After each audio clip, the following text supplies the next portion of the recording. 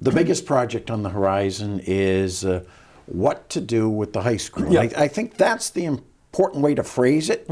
What to do with the high school, and that is what I believe a feasibility study is for. I asked Mike Borg this question, and I'm going to ask it of you because people probably haven't seen that interview if they watch the education channel. $2 million. What do you get for $2 million? Sounds like a lot of money. Yeah, well, I want to be clear about a couple things. That $2 million that we're looking for is simply an authorization. It's not the bill. Okay. It's not necessarily the final price.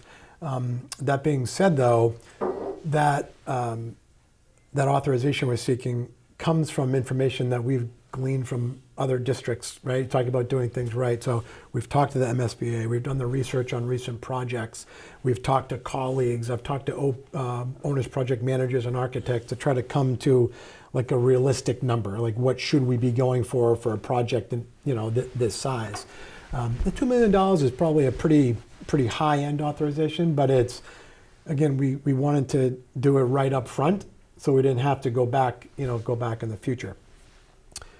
So that's where the number comes from. We didn't pull it out of thin air. It comes from true research and people's professional opinions. A feasibility study is about 1.5 years plus or minus process where we'll have an owner's project manager and an architect do the deepest dive possible into North Attleboro High School to determine what the building needs to sustain itself for the next 50 years, what the options are, and very importantly, what is feasible, hence the term, for the town of North Attleboro, right? So it is a multi-layered, intensive, again, 1.5 years long process. We're all going to work together to try to answer those questions. But it's a significant cost because you have professional architects and engineers and project managers doing that work. We don't know how to do it otherwise. I mean, you have to do that work. That money buys you, there's two components, feasibility study and then schematic design. Schematic design is, I forget the exact percentage, maybe 20% or 30% of what a final design would be for a project.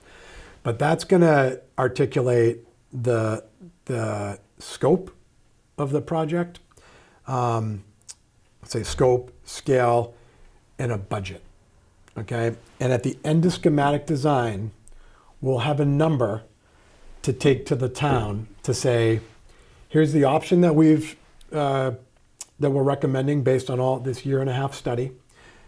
Here's what we're buying. Maybe it's a renovation, maybe it's a new building, maybe it's a combination, renovation, expansion. And here's the budget. And town of North Attleboro, do you want to authorize funding to do that work? It is a massive project, and it warrants professionals doing that work. So yeah, it's a big number, but there's really no other way to do it. And I want to be crystal clear when I say this, and I said this to town council last week, it's not an option.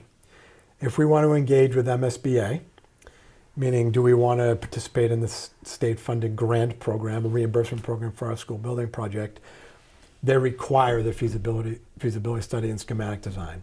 So if we choose not to do it at this point, the project's effectively over, as we know it. So it's not an option. It's also a tried and true practice. There hasn't been a building project built in the last 40 years in Massachusetts without doing this stage. So it might be new to people, but it's not a new process, and it's of critical importance. And it's really exciting too. And we're going to get some help to determine what is the right thing to do.